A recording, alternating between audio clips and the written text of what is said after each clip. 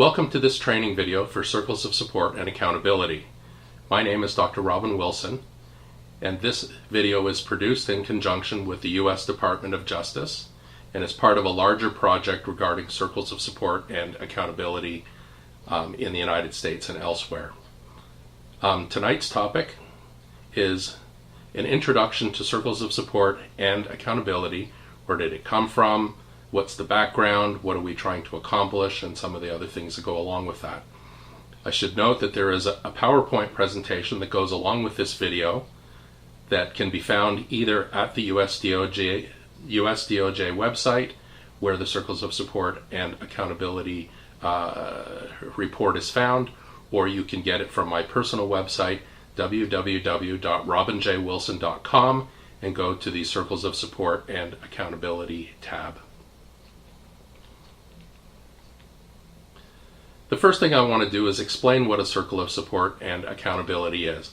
I assume that some of the people watching this video may not be fully familiar with what the model is, and I'd like to just sort of take you very quickly through it before we talk about other things. We'll spend a little bit more time talking about the model as we get into the video, but let's start off with a very brief sort of idea.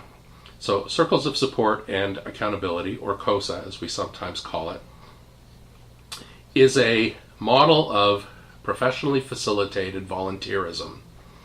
The people we work with, also known as core members, are typically people who have engaged in sexual violence or other harmful behaviors, and who are at the higher end of the risk continuum, and who generally have a lot of what we call needs, kind of criminogenic needs, areas of their life that they don't particularly do well in, that ultimately contribute to their experience of offending. So the people who actually volunteer are ordinary citizens. They may have some prior knowledge of working within sort of criminal justice settings, or they might be complete newbies, people who have no real experience at all. So the model itself is two concentric circles. The inner circle is comprised of the core member and between 3 and 5 circle volunteers. These folks who volunteer their time to assist the core member in making good decisions in the community so that he doesn't fall back into old ways of behaving. The ultimate goal of circles is no more victims. Surrounding that inner circle is an outer circle. That outer circle is comprised of local professionals, psychologists, social workers, psychiatrists, probation officers, members of local law enforcement, people who are associated with various victims advocacy groups, other folks who have some professional knowledge or expertise that may be of some assistance to the inner circle as they work with their core member. In between these two circles is a circle project coordinator. In the initial stages of setting up a Circles of Support and Accountability project, you'll probably want to identify someone who's going to be the person in charge, so to speak. The person who's going to direct things and to make sure that things are going smoothly, and to have a sort of overarching knowledge and expertise of how things should function in a healthy Circles of Support and Accountability project. And that person is there to manage the project as a whole, but also to make sure that discussion occurs between those two circle levels. The inner circle level, that's comprised of the core member and 3 to 5 of those volunteers, and the outer circle of the local professionals, such that if an issue comes up in the inner circle that they really ought not to deal with on their own, and it's the sort of thing that they should be asking for some expert opinion on, that they actually do so, and that when they ask for expert opinion, that expert opinion actually gets offered. Okay? So that's what the Circle Project Coordinator is there to do. I don't want to take an awful lot of time talking about it right now, but the idea is a high-risk, high-need sexual offender gets released to the community, has very little social support, perhaps not much in the way of kind of access to services, maybe the sort of person who hasn't traditionally done well in the community, and we pair them with these 3 to 5 volunteers who assist them in trying to integrate with the community that they've been released to, and that inner circle gets support from the outer circle of people who are there to provide expert opinion and advice and guidance and whatever going forward. Okay, we'll talk more about this as we get into it. The first thing I want to talk about is the construct of desistance. Desistance essentially means stopping doing something. And what we do in circles of support really is try to help people who have engaged in perhaps long-term sexual violence desist from engaging in those sorts of activities. So we want them to be desisters, not persisters. People who are persisters are people who continue to engage in sexual conduct that's harmful for others. Desisters are the sort of people who learn how to meet their sexual needs in a much more healthy fashion so that it doesn't include victimization of others. And you'll certainly hear me say numerous times throughout this video, but it is the motto of Circles of Support and Accountability that we strive for no more victims. Now, I want to be a little bit clear about it. Certainly, no more victims is a grand idea, and it would be great if we could eradicate victimization across the world. Period.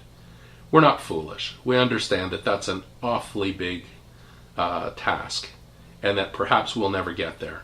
As a psychologist, I know that goals are supposed to be short-term, manageable, realistic, attainable, all those sorts of things. And saying no more victims sounds like a pie-in-the-sky idea, which is why when we talk about no more victims within the Circles context, we mean no more victims for this core member. We understand that we can't solve the problem globally, but we can certainly help have an influence on individuals. So we work together with our core members to help them to achieve that no more victims, sort of mantra that we all chant. That's desistance. Desistance from engagement in sexually violent acts. Why do people desist from crime? Well, as with most things, it's a little bit about who you are, and it's a little bit about with the environment in which you find yourself. So we know that there are external stabilizers, things like what you do for a living, how well you manage your life with other people. Do you have strong family support? Do you have friendly support? What do you have external to yourself that's there to help you become the best person you can be? Internal stabilizers, this is about how you feel about yourself. What do you bring to the table? So one of the first things, I suppose, that needs to happen for somebody to be a desister is that they have to reframe themselves, right? So instead of thinking of yourself as a sex offender or a serial rapist or a child molester or whatever other term has been basically applied to you, you need to think of yourself as a person who is capable of doing well in the world, right? Ultimately, that's going to require some degree of relabeling by others as well, but for the most part, you have to have your own personal conviction and your own personal beliefs that you can be the sort of person who doesn't have to engage in this sort of behavior. It's important to think about the narrative, right? What do we know about desistance versus persistence? What does the literature tell us? What do the experts in that outer circle? When you go to training sessions, when you watch videos like this, what's the message that you get? What are the things that help us to help our core members to rebrand themselves as people who are law-abiding, helpful, empathic, compassionate, responsible, respectful, all those sorts of qualities that maybe have been really difficult for them to express in the past, or maybe they haven't had any idea about how to achieve that, right? So part of it is the way that we talk with them, the way that we intervene with them, the way that we walk with them in life. Do we walk with them with the perspective that we believe that they're capable of being greater than their past? Or do we always walk with them with a sort of sense of looking over our shoulder, wondering when risk is going to jump out, right? It's also important from the individual's perspective to think about self-concept and how we as volunteers might actually have some influence on that. And, at times it's difficult, I suppose, to separate the behavior from the individual who engaged in that behavior. But I think this is a critically important part in the desistance, sort of endeavor, that we disapprove of what the individual did, but we don't disapprove of the person, right? We accept that the individual in front of us is not the sum total of the worst things they ever did, that they're more complex than that, and that if we find the good stuff and accentuate that while trying to mitigate whatever stuff has gone badly, that we can ultimately help our core members to become more law-abiding, respectful, responsible, compassionate, all those things I said before. When it comes to the desistance idea, or the sort of desistance endeavor, I don't think there's been an awful lot done about what the role of the community can be in that. It's always been interesting to me that when we talk about things like, for instance, community risk management, how much the community actually really has no part in that. And one of my own, personal bugaboos is that I want to make sure that ordinary citizens understand what it means to have people in their midst who have engaged in bad behavior, and how they, as individuals, can contribute to the overall social health that provides an opportunity or an avenue for people who have fallen out of community to find their way back in. So we want to talk about things like rehabilitation, modeling pro-social behavior and pro-social relationships. That's what happens in a circle. Okay? It helps contribute to that identity shift that's so critically important for the individual. People who see themselves as bad are more okay with engaging in bad behavior, right? If nobody ever thought that you would amount to much, then it doesn't matter if you don't amount to much, right? Because it's not like you're disappointing anyone. Okay? We also want to talk about social capital formation.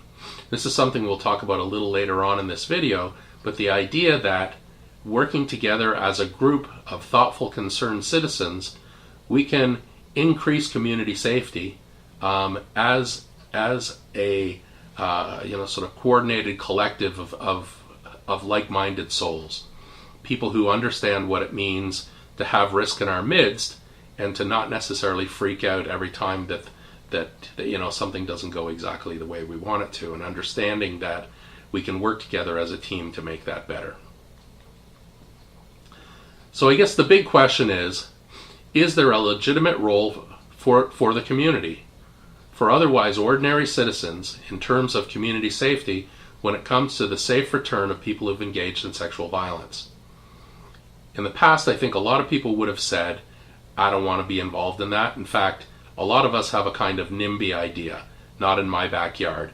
Don't want that guy anywhere near me. Can't they just keep him in prison? Does he need to come out? Certainly does he need to come out here to a community like this, as if this community is somehow more special than any other. The simple reality is that most people convicted of sexual crimes are ultimately released back to the community. And as members of that community, I think we ultimately have to get a grasp on exactly what it is that we're going to do with that risk, if we need to do anything at all, and how to do so in a sensible fashion that ultimately promotes the no more victims mantra, while at the same time providing opportunities for people who have had difficulties with their behavior in the past to learn how to be a little bit more like us. So, let's talk about the origins of circles of support and accountability. And this is essentially the story of Charlie Taylor and what became his best friend, a fellow known as Harry Nye. Charlie was a problem child. He had a lot of difficulties. He was a colicky baby. He had a lot of difficulties as a very young child.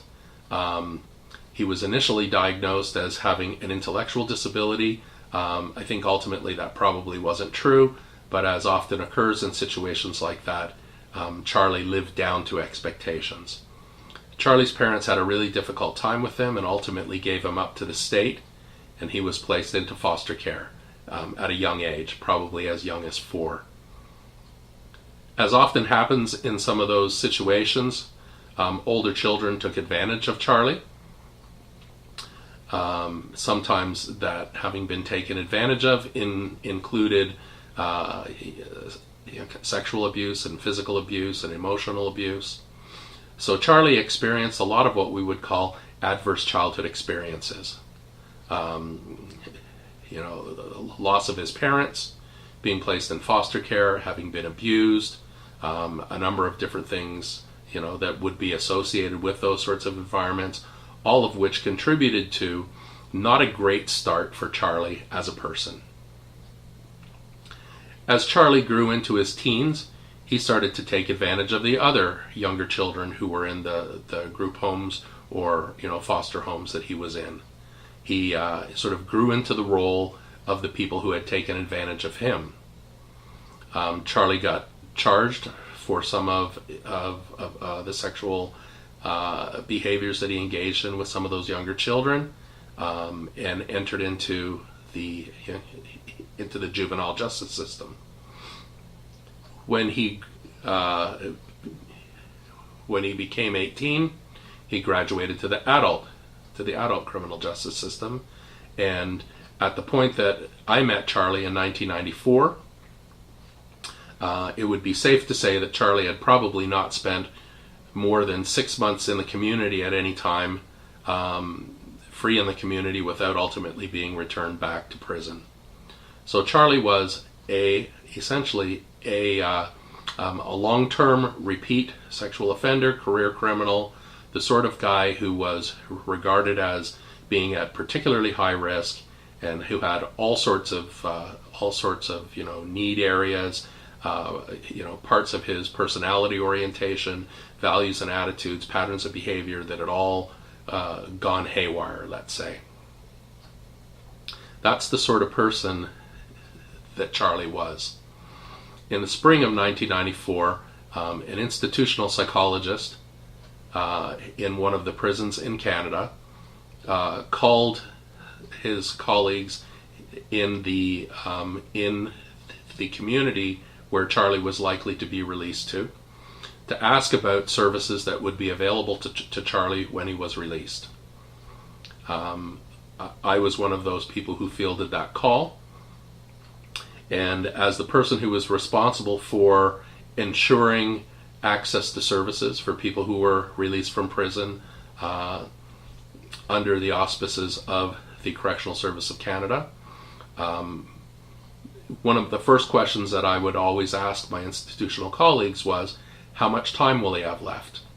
Of course, if he's going to have a year or two, that changes how much service I can provide, as opposed to if he's only got 6 months, 8 months, or some shorter period of time. So I asked my colleague, how much time does he have left? And my colleague said, oh no, he's been detained. He's going to be released on the last day of his sentence. In 1994, it was possible for a high-risk, high-need sexual offender to be released on the very last day of his sentence to the community with no aftercare. So no mandated treatment, no supervision, and at that time in Canada we didn't have any sex offender registries either. So the reality was that Charlie was going to walk out of the institution, the door would close behind him, and he would be a free citizen, responsible for himself, with no access to service beyond that access that would be afforded to any other citizen. The difficulty for Charlie, however, was that he was also quite notorious, and the National Parole Board had detained him for a reason. He was at particularly high risk to reoffend, and they believed that they needed to keep him in prison as long as possible. The unfortunate reality, however, is that had he been released earlier in his sentence, he would have had the opportunity to go to treatment, to have a parole officer who would help him to find appropriate housing, a number of those other things. And this is a trade-off that the National Parole Board has to consider. And, by no means do I fault them. They were quite concerned about Charlie, and it was their belief that he needed to be held in prison for as long as possible. This was an untenable situation for both myself and my colleagues out in the community, and certainly for the institutional psychologist who was the person who called with the question in the first place. And knowing that because Charlie would no longer be serving a sentence, he was no longer under the umbrella of the federal government of Canada, we could not provide him service. We could not mandate him to anything. He would be released as a free citizen.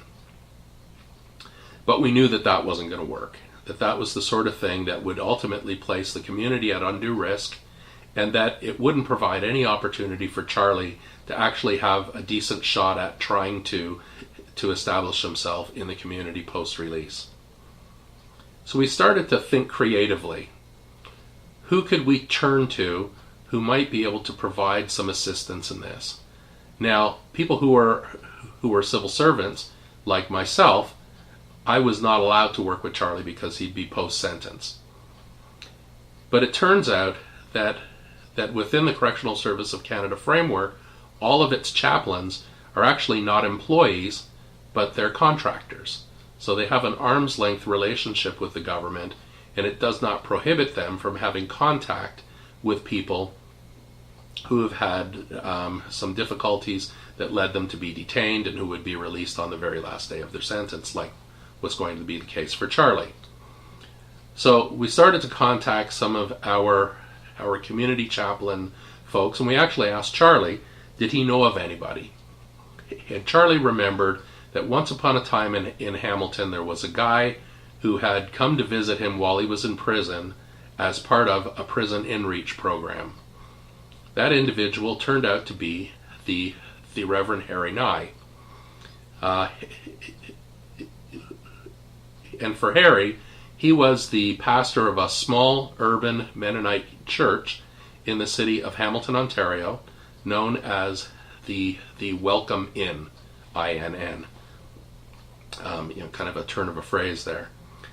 And Harry didn't remember Charlie, but Charlie remembered Harry. Harry said, okay, well, tell me a bit about this guy, and I sort of, explained who he was and talked about his offense history and those sorts of things, and the light went off, and, Harry said, that Charlie. And against all better judgment, basically Harry said, when he gets out, send him to me. When Harry's church elders found out that that's what he had said, they said, oh no you don't, not without us.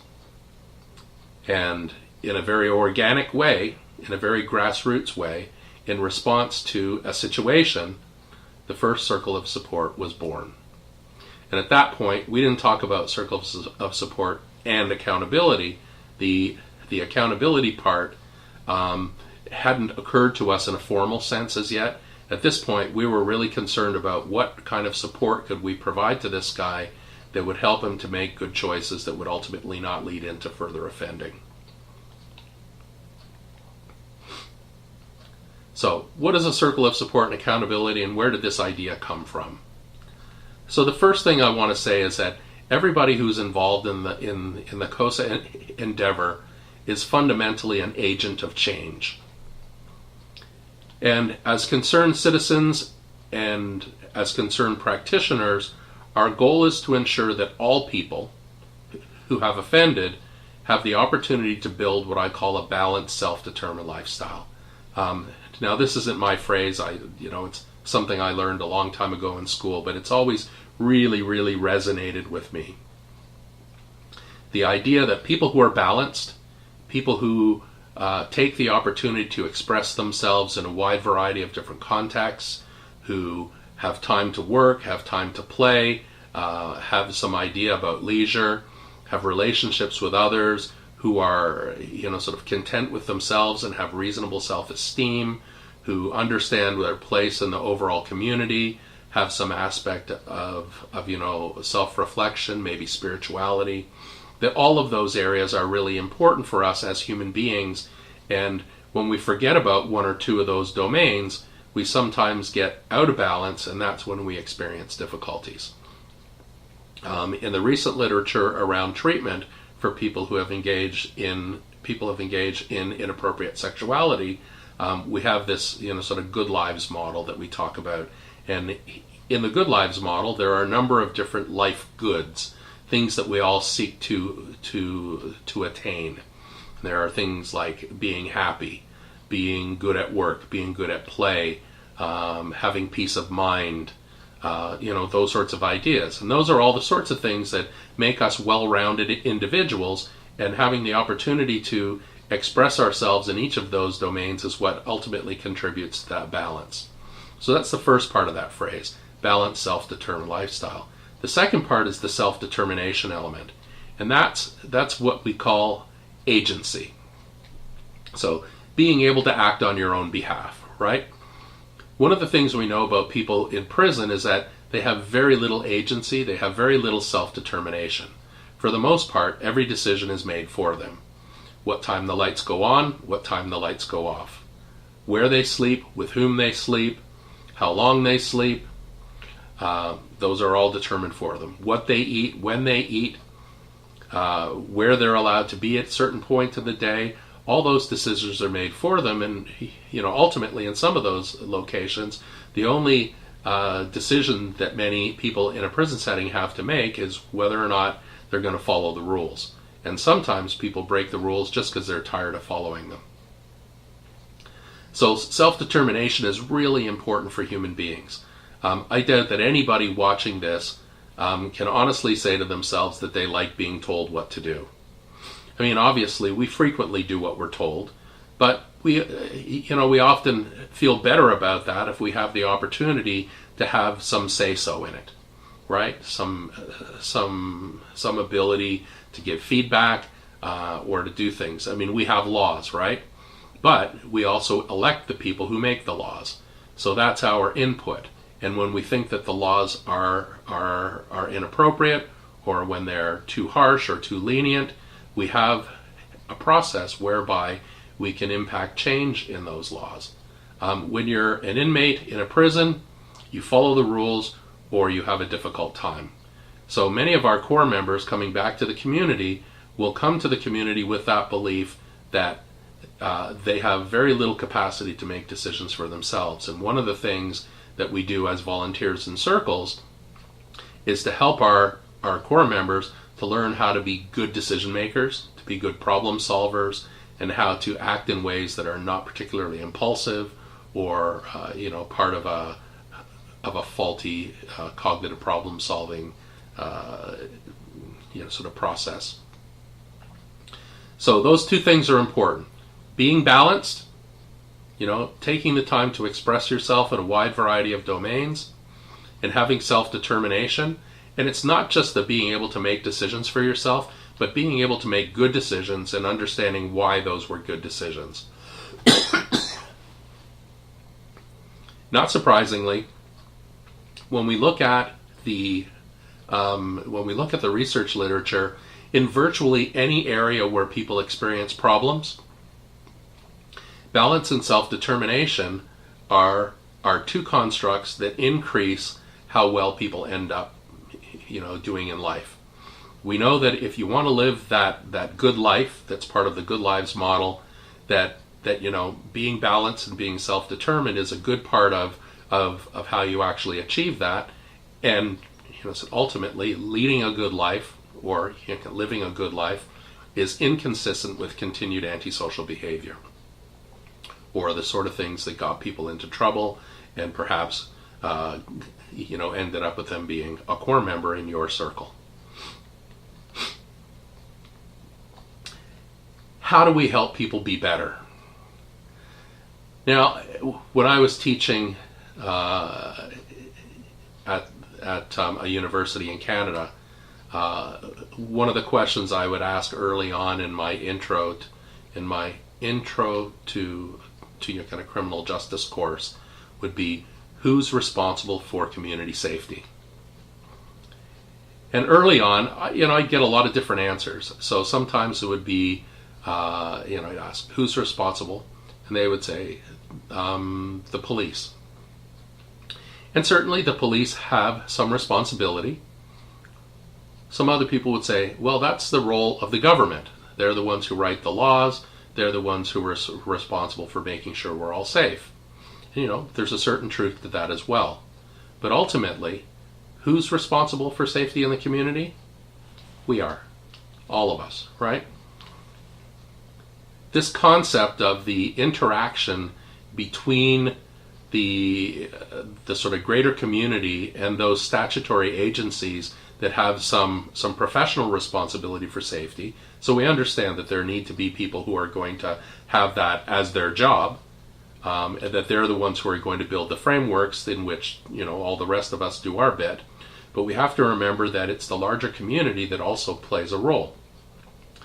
This is something that's been known for a long time. So I'm going to harken back to a fellow. His name was Sir Robert Peel, and Sir Robert Peel was the Prime Minister of the United Kingdom in the early 1800s.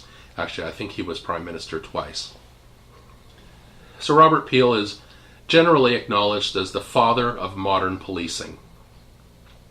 And he has a relatively famous quote that goes like this: "The police are the public, and the public are the police." You may have heard this before. What Peel is saying here is that we're all the same. We have a role, right? That the police are members of the public, and that the public has a role in policing. Obviously, there are people who are designated as law enforcement officers. That's their job, right? That's what we pay them to do.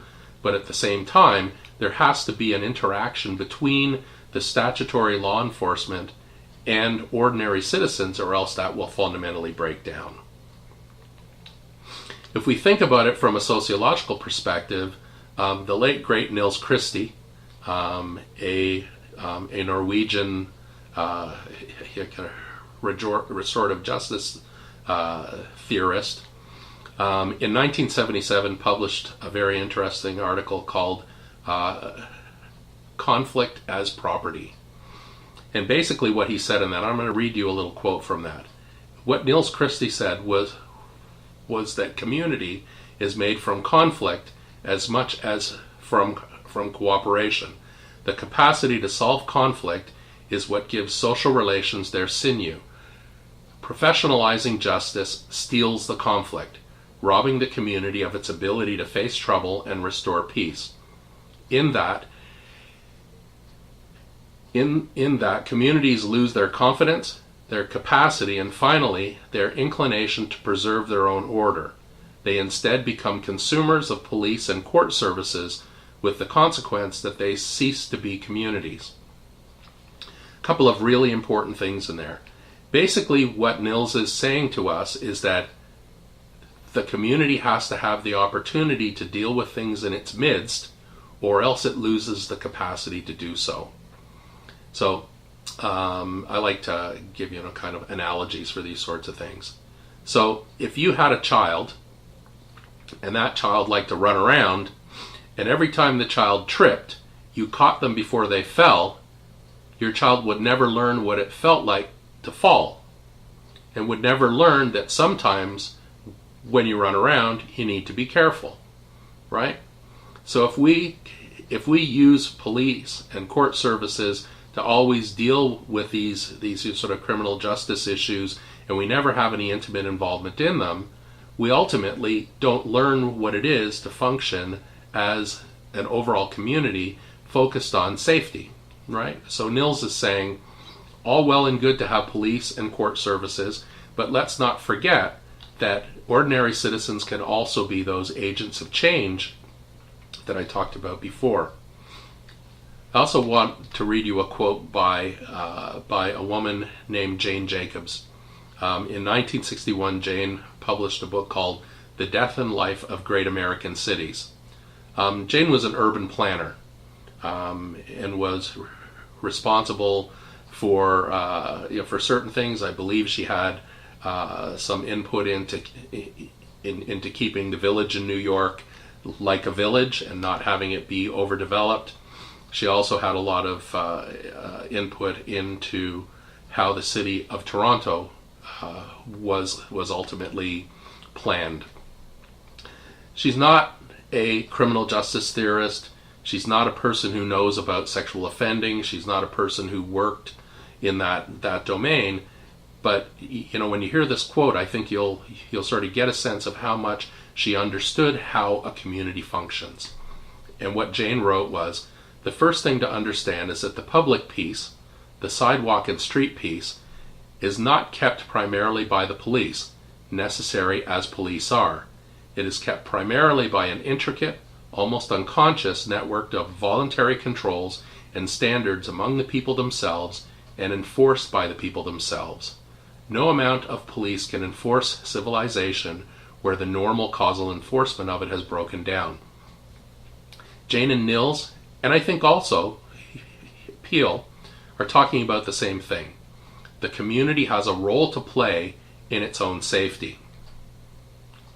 One of the difficulties is that as we've become greater consumers of court and police and kind of government services, we've started to forget how to do this for ourselves. And we've started to cease functioning well as a community, and that really the only time we ever really get involved in this is when we're afraid. And at times, certainly there are times to be afraid about things. Circles of support and accountability is a response to that fear. It's a response to a situation, as I explained, where we had a high-risk, high-need fellow coming out of prison.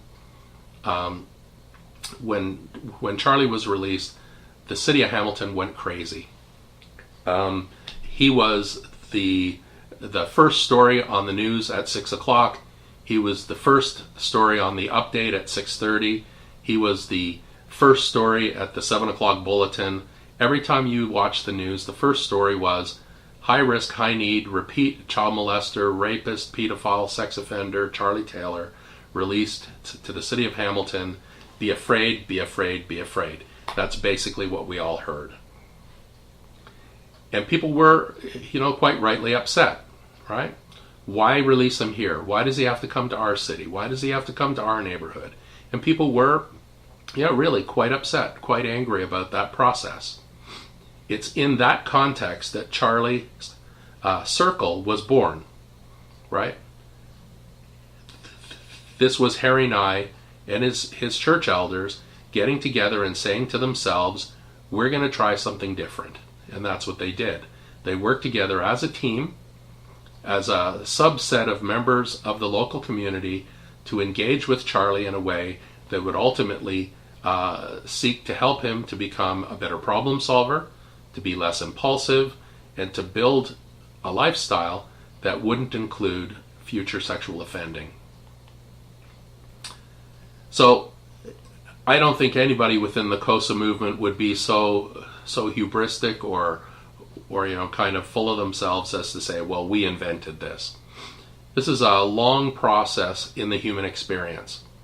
And certainly we know that that doing things in circles has always kind of worked out, right? I mean, think back to when you were in kindergarten.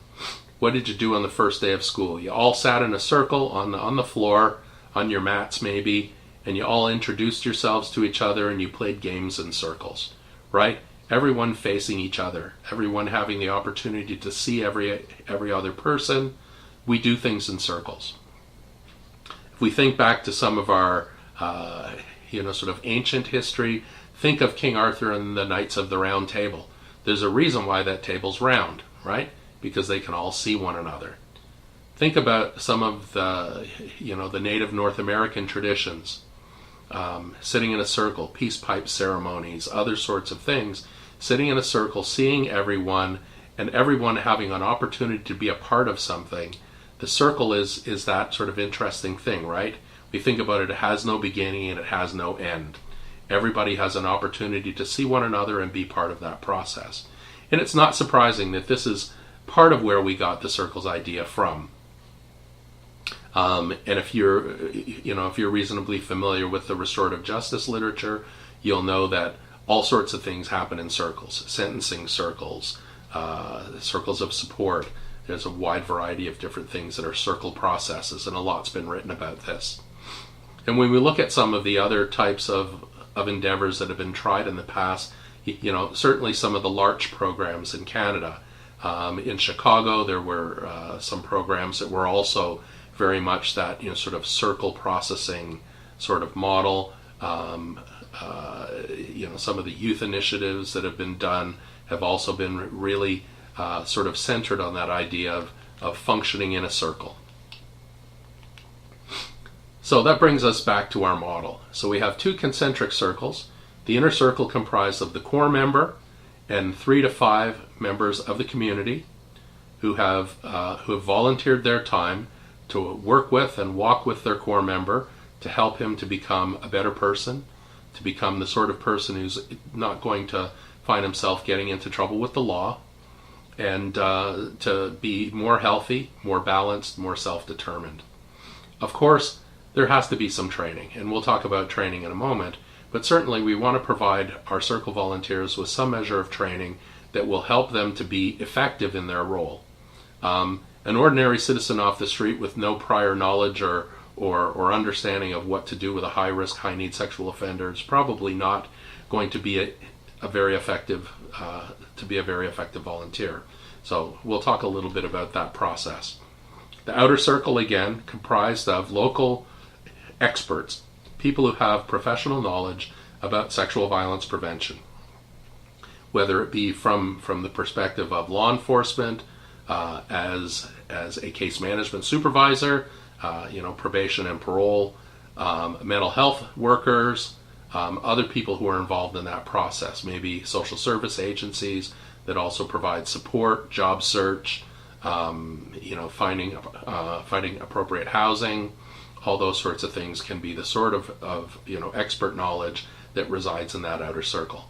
And then once again, I want to highlight that person who sits between those circles. That's your circle project coordinator, and his or her role is to make sure that everything runs smoothly and that there's a easy flow of information back and forth between those two levels. So, I typically refer to circles as a movement, or individual circles projects as projects. We kind of try to stay away from characterizing circles as a program per se. And the reason for that is that I think it's difficult to characterize the community as a program. And really, if your circles project is functioning well, it's an offshoot of the local community. It's a subset. It's a group of people who have decided to work on behalf of the greater community with this individual who poses risk to that greater community. There's certainly professionalism within circles, but it's not a professional endeavor, right? There's certainly people on that outer circle who are local professionals, who have expertise and knowledge and who engage in sexual violence prevention from a professional standpoint. But the real work in circles is done by its volunteers. And this is where it's a little less about professionalism and a lot more about relational processes. How do people get along with one another? How do people interact with one another? How do we see each other as human beings in the larger sense of world experience?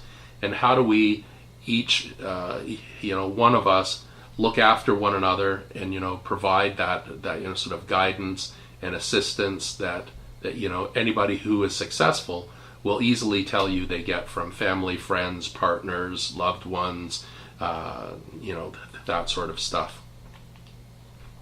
The mission statement of Circles of Support and Accountability is to substantially reduce the risk of future sexual victimization of community members by assisting and supporting released men in their task of integrating with the community and leading responsible, productive, and accountable lives. So accountable became a big part of circles of support and accountability for us a little after we started our first circles. Our first circles were, as I said, very much grassroots oriented, there to solve a problem. When Charlie got released, somebody had to do something. The normal agencies and services that would have, sort of intervened and worked with Charlie weren't available. He was too hot of a potato. Nobody wanted to deal with him. Nobody wanted anything to do with him at all. So they said, you know what? Thank you. We'll take a pass on this one. If anything was going to happen, it was going to have to happen with somebody like Harry and his group. And I want to make this really, really clear. But for Harry and his group, Charlie would have been released to the community to absolutely nothing. No family, no friends, no supervision framework, no treatment, no access to social services beyond what any other normal citizen would get. Yet clearly, Charlie was not a normal citizen. Somebody had to do something, and thankfully, Harry and his group were there to say, okay, send him to us. Ultimately, we learned that being properly supportive meant also holding people accountable. And not just the core member, but also other members of the circle and other members of that process. If we're all involved in this No More Victims endeavor, we all have to be part of that process, right? And we all have to play our role, including the core member. The core principles of CoSA are that no one is disposable. As much as we hate the activities that many of our core members have engaged in, they're still human beings, and we still believe that they have a place in the world. That place may be slightly different than ours. It may require them to be held accountable in certain ways that we're not held accountable, but they have a right to exist, and they have a right to find a place. No one does this alone. It's my firm belief that Charlie would have engaged in new sexual violence shortly after his return to the community, had it not been for Harry and the other members of that circle. No more victims. Again, we're not pie in the sky about this. We recognize that we can only do this one person at a time. So when we say no more victims, we mean no more victims for this core member in this circle. And for every circle that we work with, where the individual, where our core member goes on to build, some degree of a balanced and self-determined lifestyle that doesn't include any renewed engagement in sexual violence, we've met the task, at least for that individual. We also firmly believe that the community is responsible for its victims and those who offend against them. I think it sort of stands to reason, if you become familiar at all with the adverse childhood experience literature that speaks about the sorts of early experiences that people who find themselves involved with the law, where they came from, what their early experiences were, it becomes a little bit easier to understand how some of those people fell out of community and off the path of being decent, hardworking, law-abiding, kind of compassionate citizens. When you read some of the histories that go along with your core members, you'll see an awful lot of abuse. You'll see a lot of poor parenting, a lot of lousy childhood experiences, all of which, in one way or another, contributed to who your core member is. Actually, when we speak about reintegration, we actually often don't use that term when we're in the circles world. We actually more often talk about integrating, because we recognize that many of our core members were never part of the community in the first place. So it's not a matter of reintegrating them, it's a matter of integrating them into something that they may not have ever enjoyed. So as much as we want to make sure that services are available for victims and people who have been harmed, we also want to make sure that we help the people who have engaged in that behavior so that they don't ultimately go on to engage in more of it. So, how do we get volunteers? It's a really good question. Finding volunteers can be a very difficult process, and I think I said earlier on, it's not like there's a queue of people. Anytime we've tried to start up a new CoSA project, it's not like there are people beating down the door saying, "Hey, I want to be a volunteer." We often recruit people from faith communities. People in faith communities are natural-born volunteers. They believe they have a calling of some sort, and that they believe they need to give back. All of that's great. It's wonderful. We often get students, people who are, in kind of university programs where they're learning about restorative justice or other parts of the, of the overall kind of criminal justice system. They're interested in functioning as volunteers. We get a lot of retirees. We get people who are, who have a little bit of time in their life and they want to, put it to some use. Often we get volunteers by word of mouth. Someone volunteers, tells others about their experience, and then they ultimately say, "Hey, maybe I'll try that too." So sometimes word of mouth can be very helpful for us. We guard our volunteers very closely. We recognize that they are a very valuable commodity, and that they're hard to find, and that we want to do everything we can to use them appropriately, not burn them out. Those sorts of things are really important to consider. We also need to recognize that not everybody is well positioned to be a volunteer in a circle. Not everybody is going to be able to do that. So when we're looking at people that we're thinking about including as volunteers in a circle, we want to know that that person's reasonably stable in the community. Okay? That their life is pretty much in order. If they have a lot of difficulties or if they're facing a lot of challenges, it sort of begs the question whether or not they really ought to spend a little bit of time focusing on themselves before they start giving to others. We also want to know that these are well-known people, or at least people who are respected by others. And we do check references. In some circles projects, that also includes going to the local police station and getting a criminal background check. Just because you have a history of being involved with the law doesn't necessarily mean that you can't be a volunteer, but it's the sort of thing that I think we'd rather know in advance. So if there are any potential vulnerabilities, let's put those on the table and let's discuss them before you find yourself in a situation where something about your past comes back to haunt you. We want to know that our volunteers are reasonably mature, right? So why are you here? What are you trying to accomplish? What does this mean for you? Right? Healthy boundaries are critically important.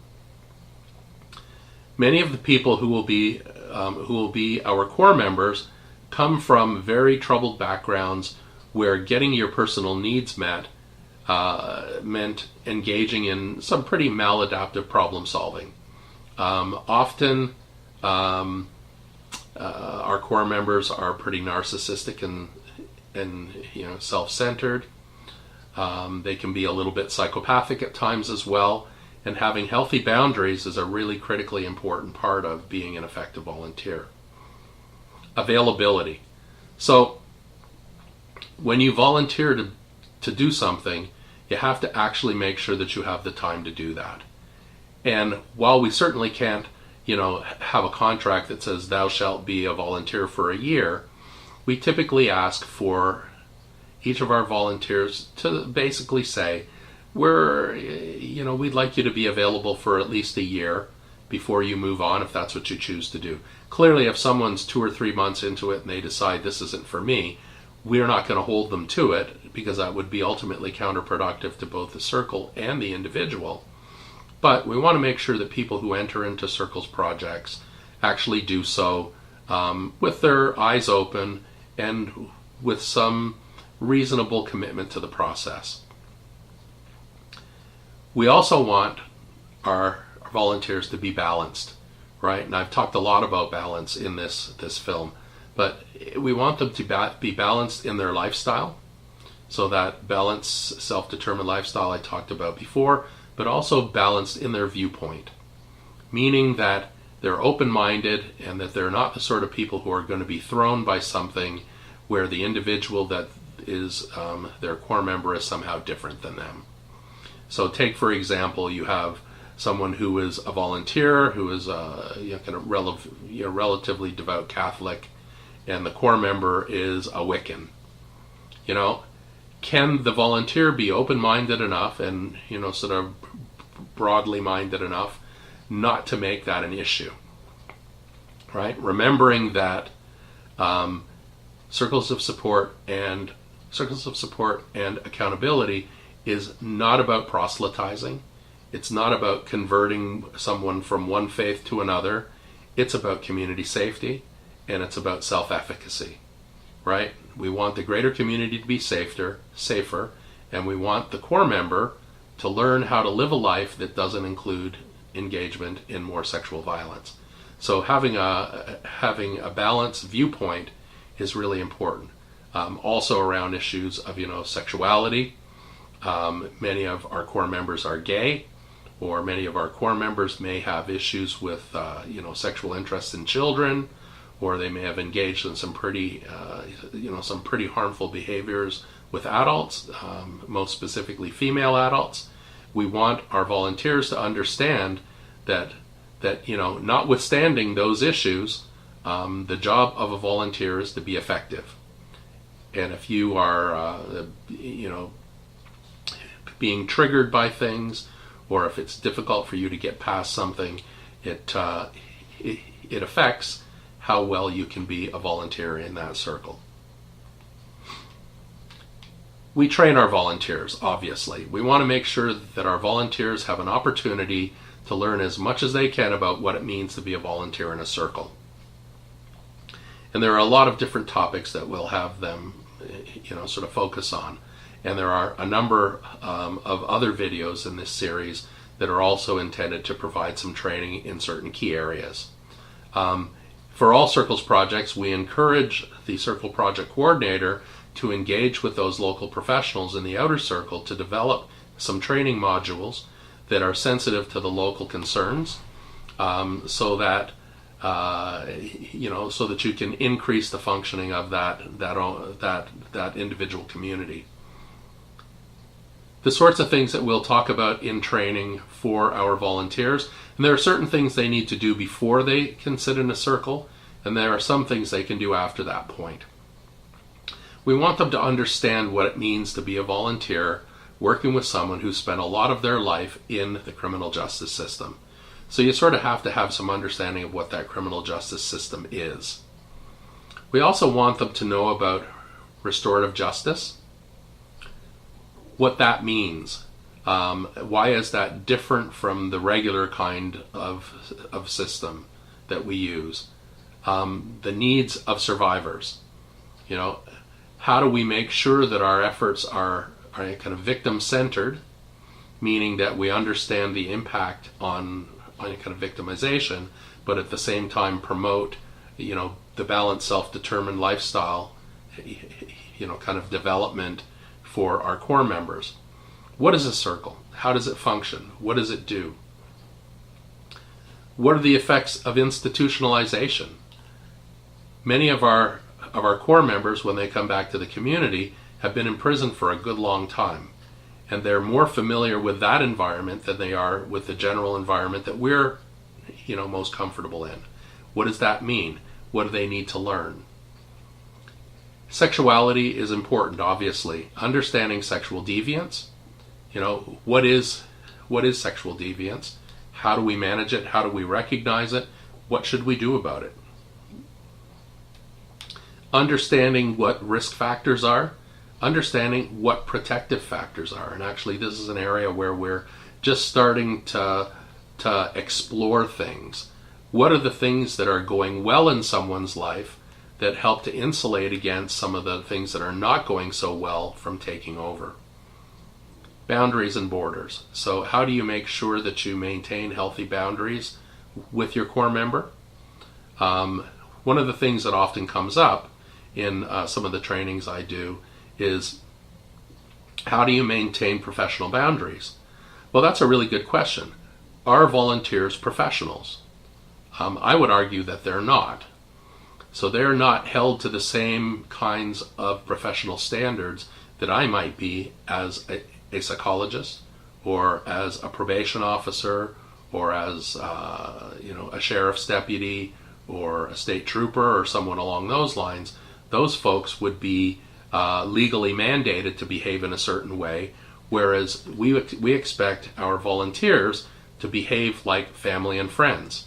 But of course, we want them to have some broader understanding of what that means, given the background of the client that we have in front of us.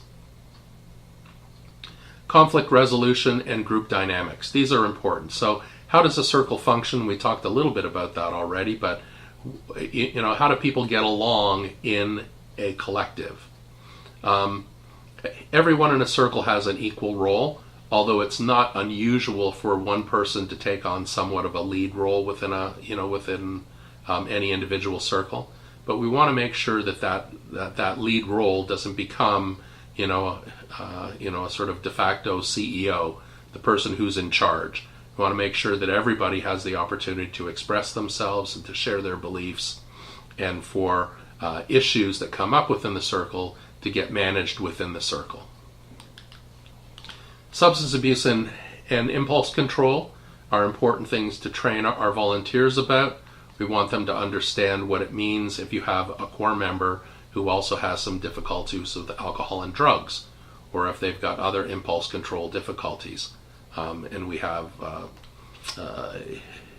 certainly seen that in a large number of our core members.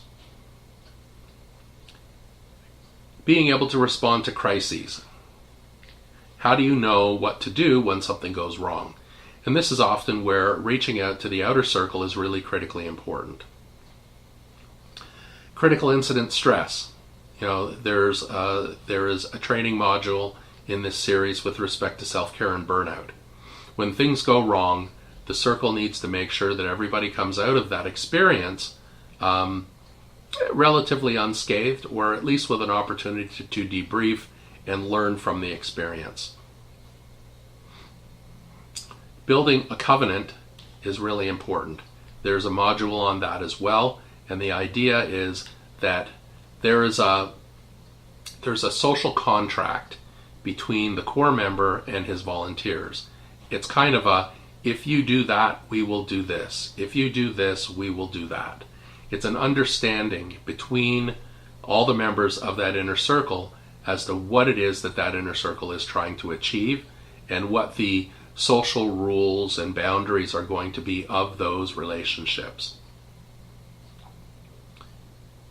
It's also important to know where the circle fits in the broader legal scheme. Often, as I said before, many of our core members will still be under supervision, whether it's probation, parole, some sort of a sex offender protection order, or some other specialized order. So understanding that the circle is part of a larger endeavor, I think, is important. And to make sure that everyone who is involved in that circle understands what that legal framework is. Nothing will kill a circles project faster than holding on to information that should have been shared.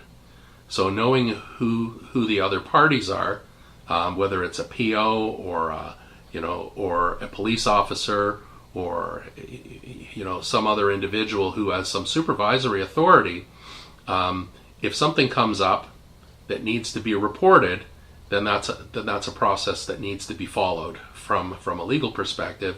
And the first time you don't do that, and anybody finds out, that'll be the death of your circles project. So working together with your community partners is really critically important. How do you know when it's time to close a circle? This is often a question that comes up during a number of the trainings that I've done. How do you know when the circle is finished? How long should a circle last?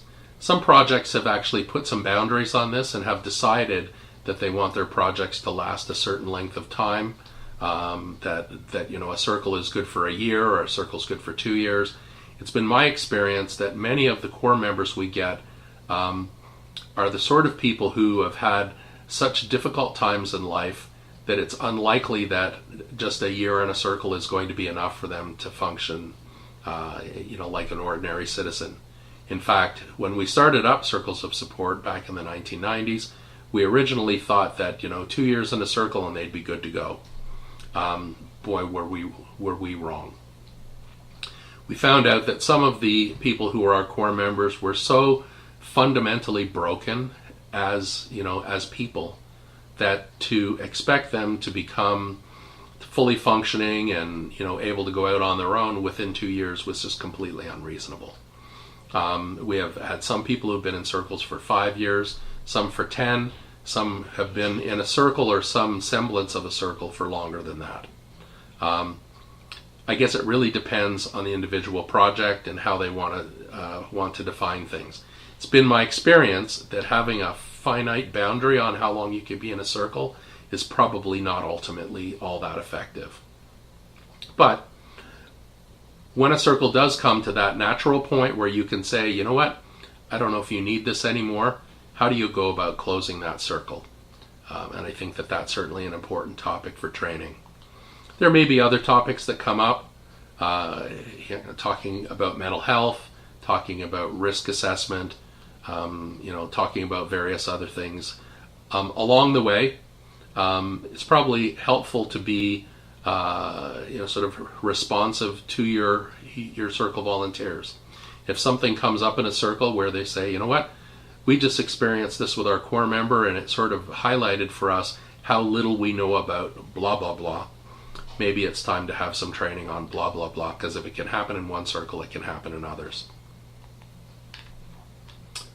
So, why do circles work? I fundamentally believe that circles work because it's sensible. It sort of strikes me that people who care about them tend to care more about themselves and by extension about others. And if the system has always taught you that you're worthless, or that there's really nothing that nothing good that we're going to expect from you, it then becomes not terribly surprising that many people live down to those expectations. It's been my experience that through circles, many people who were otherwise thought of as being disposable became not disposable. So, with whom does the circles model work? Mostly the research on circles has focused on high-risk, high-need sex offenders. In Vermont, they've been experimenting with using circles with other types of offenders, and it seems that the model works equally well with them, which doesn't really come as much of a surprise, right? People who have people who care about them often care more about themselves and by extension others. We also know that if you have a problem, the best thing to do with that problem is share it with others because they'll help you beat it, right? So it makes great sense. And we know that people with problems always do better when they have strong support and feedback and guidance from others. Whether you have a mental health problem, whether you're trying to stop biting your nails, whether you're trying to be better at something, engaging others in that process with you and allowing them to give you feedback and guidance always ends up with things going for the better. So, in most circles projects, the inclusion criteria are folks who are relatively high risk, high need, or at least high profile folks who have engaged in sexual violence, who are likely to be released to the community to no means of positive pro-social support. They have to be at least willing to say, I don't want there to be any more victims. So we don't expect them to say, I'm going to be the best person ever, and that you're going to completely not believe the sort of person I become. We want them to come through the door saying, I've engaged in bad behavior in the past, and I don't want to engage in any more bad behavior going forward. We also want them to be able to voluntarily enter into that arrangement, that covenant, that social contract that is going to sort of provide the framework for how the circle itself is going to work towards having no more victims. what happens in a circle? So people get together and they talk. It's actually not all that surprising. It's not all that mysterious. It's the sort of thing where they all get together, they share a little bit about what's happening in their lives, and then they focus on an issue that that the core member may be experiencing, or something that needs to be debriefed, or something that needs to be talked about. And it's talking about not just personal experiences, but actually community experiences, and how relationships with others are part of the building blocks. Those are the social bonds that ultimately contribute to a functioning community. Within a circle, there's certainly confidentiality, and we don't expect that circle volunteers are going to go running out of their circles and telling everybody willy-nilly what happened in their circle and what their core member talked about. We want there to be some trust. We want there to be some confidentiality. But we also want to make really, really sure that we don't promote that culture of secrecy that ultimately underpins a lot of the sexual violence experience. It's actually one of the most maddening things about sexual violence. The offender doesn't want you to know, the victim doesn't want you to know, and most of the rest of us would rather not talk about it. Secrecy is at the heart of sexual violence, and we want to combat that secrecy, but we want to do so in a sensitive way that doesn't inhibit our core members from talking openly about the experiences and the difficulties that they face. Sometimes, as I mentioned before, there is a need to involve someone external to the circle in that process. If your core member comes in and says, I've been engaging in a certain type of behavior that is prohibited by an order that your core member is being held to, then something needs to be done about that, and to sort of hold that information and not take it forward to the appropriate party really is going to be ultimately quite damaging to the trust, or the level of trust, that the local community has in your Circles project. Ultimately, we want our volunteers and people involved in CoSA to be accepting and non-judgmental with respect to core members and each other, and to recognize that the key element of this are the relationships, the ability to have a little give and take, to give feedback, to take feedback, that this is at the heart of the Circle's endeavor. In the broader criminological literature, there are what we call principles of effective interventions. And these are what's known as the risk, need, and responsivity model. People who are workers within the correctional field will know these terms quite well. I anticipate that there will be a large number of volunteers and other people involved in Circles who may not know them. But they're not rocket science. They're actually pretty simple things. The risk principle is essentially a dosage principle. And it says that you need to intervene at the level of risk that's posed. People who are at high risk require high intensity interventions. People who are at moderate require moderate intensity interventions. And people who are at the low end of the risk continuum require low intensity interventions, if they actually require an intervention at all. The science is pretty clear. When you mismatch these two constructs, that's when problems occur. And it's not just when we under-intervene with the high-risk guys, it's also true when we over-intervene with the low-risk guys, sort of along the lines of if it ain't broke, don't fix it. So, Circles of Support is a high-intensity intervention that is aimed at, for the most part, people who are at the higher end of that risk continuum. The second principle is the need principle. Many people who are involved in crime and people who engage themselves in the sort of behaviors that we're talking about here, it's not like one day they woke up and said, I think I'll sexually assault somebody. It's a much more complex process than that. And it's not all about sexuality either. One of the mistakes we made early on is we focused on things that related only to the individual's sexuality. We engaged in what we call sex offender specific interventions. We now understand that if we're going to actually impact the whole person, we have to consider the whole person, and that there is a variety of different areas that our core members may need some help in. That it's not just about what they think about sexuality, but it may also be about how well they solve problems, how impulsive they are, what sort of influences they're getting from others. Are they able to solve problems in a reasonable manner? Are they inclined to follow rules? Those are all the sorts of things that may require some focus over and above just simply talking with them about their sexual urges, fantasies, and behaviors. So we need to focus on those areas that are actually contributory to the problems they experience. The responsivity principle is the one that we most often screw up. It's the one we don't do particularly well in. And one of the difficulties there is that we often decide in advance what our core members need or what people who've engaged in bad behavior need. It's like, you need to do this or you need to do that. It's kind of,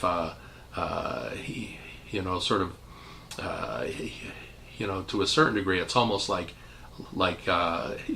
doing their problem solving for them without allowing them to come to the conclusion on their own, which is, again, going back to what we talked about before, a real big problem for many of our core members in that self-determination realm.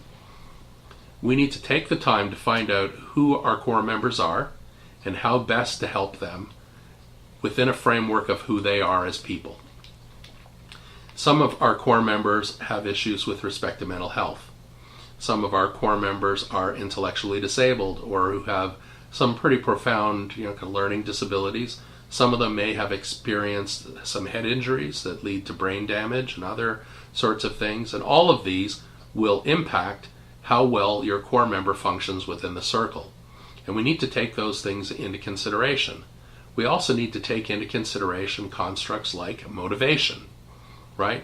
How do we keep our core members motivated to change? How do we understand what it is that's impacting motivation? And what are the things that decrease motivation, and how do we minimize those while making sure that we take the time to explore other areas where our client, where our core member may have some issues that are not necessarily traditionally noticed in the population of people who have engaged in sexual violence.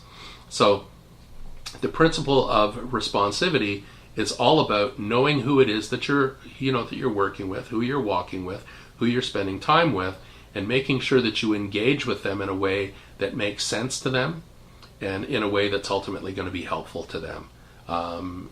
Unfortunately, when we look at the history of various treatment engagements with people who have engaged in bad behavior, we often have to ask ourselves whether or not we were doing treatment to our clients as opposed to doing treatment with our clients.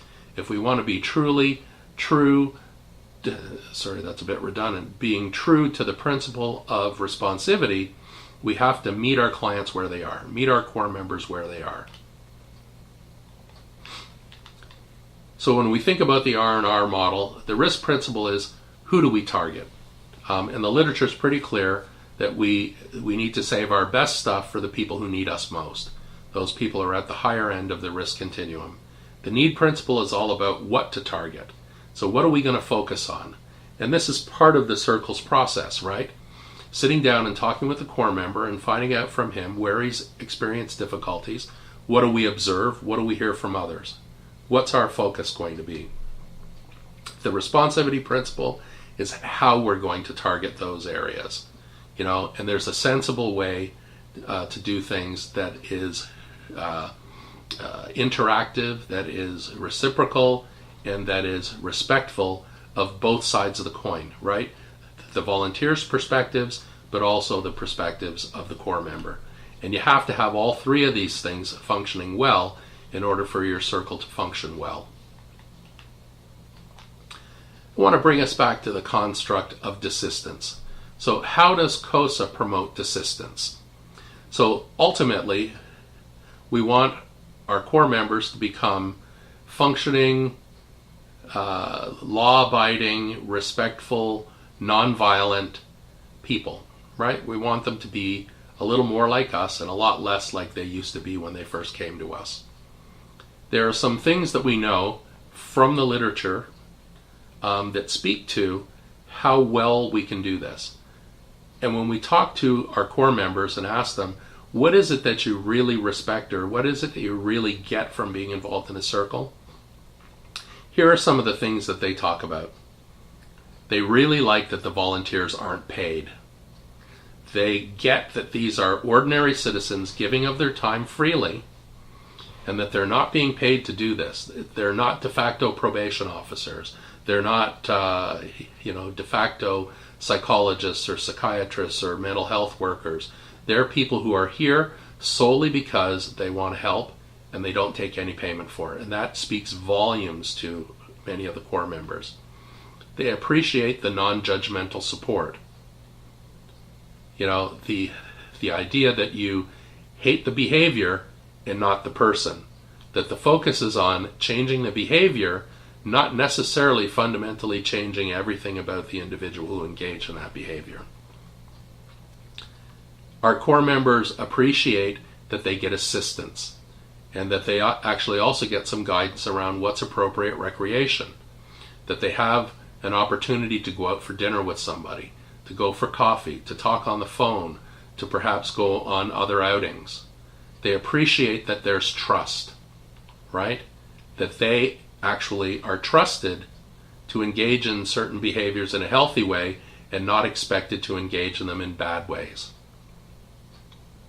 Our core members really appreciate that there's acceptance and a sense of belonging, that being part of a circle is part of something greater than just, 5 or 6 people sitting in a room talking with one another, that it's part of something bigger, and that it's ultimately a proxy for how good communities actually function in a healthy manner. Many of our core members also appreciate the modeling of healthy relationships. And that comes actually in the circle itself, right? Showing respect to your fellow volunteers, showing respect to your core member, and getting it back. Those are really critically important parts of being in a circle, and again, serves as a proxy for how to function in the larger community when you're not in that circle. And all of these basically speak to this construct that I talked about before, that social capital. These are the bits of being in a healthy social environment.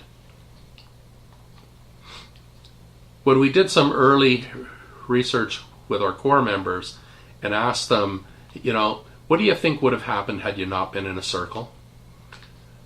It's interesting that the sort of answers we got back from them are very much in line with the sorts of domains that we focus on when we look at things like dynamic risk assessment.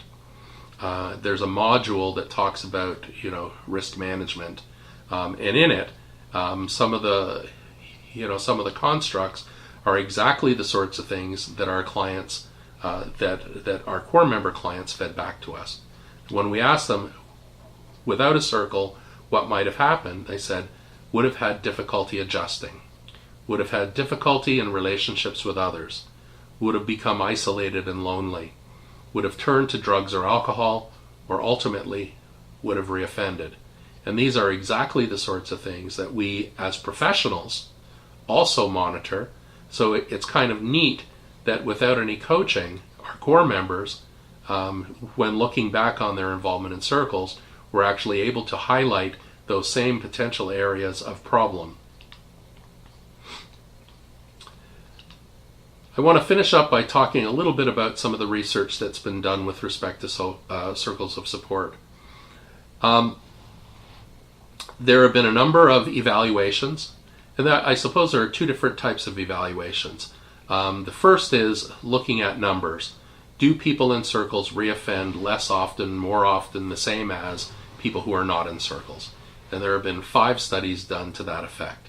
2 in Canada, 1 in the United Kingdom, and 2 in the United States. All of those studies have the same basic findings, that people who are involved in circles, in fact, do reoffend less often than people who are not involved in circles. 4 of those studies are what we call a matched comparison design, in which we have people in circles, and then we try to find other people who are essentially the same, the only real difference being that they're not involved in a circle, and then we look at their post-release experience. This is a fairly common way to look at sort of outcome research, but it's a little bit difficult in that sometimes it's difficult to find an exact match for each individual. So there are some little foibles of this sort of scientific methodology that make it less than optimal. But given the consistency of the findings and the strength of those findings, I think it's safe to say that there's something about being involved in a circle that contributes to more law-abiding behavior and less further engagement in sexual and other violence. The one study that was done here in the United States is what we call a randomized clinical trial, or a randomized controlled trial. The idea being that there's random assignment of people who are eligible for circles to either being in a circle or not being in a circle. This is probably the best scientific methodology, and if you're in a situation where you can do it this way, then by all means that's probably the better way to do it. Unfortunately, most circles projects don't have that level of control over who's going to be referred and who can be sent here or there. It's notable that regardless of whether it's a randomized trial or a match comparison design, we still see the same basic findings all around, that people who are involved in circles reoffend less often than people who are not involved in circles. So at this point, we've got 5 studies, each of which has a relatively small sample size and a relatively short follow-up. So we can't say an awful lot, other than to say it's consistent and it appears like something's occurring. At this point, I think the push for research is not so much in determining whether or not people in circles reoffend more or less often, but actually what's going on in a circle. And that sort of kind of qualitative research is in process. And we've certainly started to learn about what the magic nugget is, I suppose, in being involved in a circle for our core members and also for our volunteers. It would seem that it's the intentional community, it's the relationships that occur between the core member and the volunteers, and that the belonging to something bigger than yourself seems to be, all of those seem to be active ingredients. But it's that sort of fundamental challenge of the social isolation aspect that I think is really important. And I've said it a few times, I'll say it again. People who have others who care about them tend to care more about themselves and by extension others around them. And I think when our volunteers model that sort of intentional community, that radical community, radical inclusion, the idea that it doesn't matter what you did, I'm still going to be your friend and I'm still going to try to help you be the best person you can be, that sort of kind of commitment really speaks volumes. And I think that's really the active ingredient in circles of support and accountability. So, why do you need a CoSA in your community? Pretty simple. Circles of support and accountability lead to reduced sexual victimization. Although the research is still in its early stages, it's consistent, it's international, and it all says basically the same thing. Circles of support and accountability lead to an engaged and better informed community. In those areas where there are circles projects, people are a little bit more moderate in their opinions about what happens to people who get released to the community. Ultimately, we believe that this leads to healthier and therefore safer communities. Clearly, there's less isolation, more positive motivation in our core members, which is ultimately healthy for the rest of us too. And we also can make great gains in terms of lessening those gaps between the institutional environment, the community supervision environment, and ultimate social reentry and being responsible for yourself. that balanced, self-determined lifestyle that we're trying to help all of our circle volunteers get to. The great Margaret Mead once said, "Never doubt that a small group of thoughtful, committed citizens can change the world. Indeed, it's the only thing that ever has." In my experience, that's exactly what's happening within circles of support and accountability. Small group of thoughtful, committed citizens changing the world one circle at a time. With that, thank you very much for your time today. I hope you've learned a lot about CoSA, and that if you're thinking about doing this in your own local community, by all means reach out to us. I will restate my where you can contact me. My website is www.robinjwilson.com. There's an email address there that you can certainly send me an email, and I'd be happy to respond. And also keep in mind that that's where the PowerPoint that goes along with this video is found. Thank you for your time.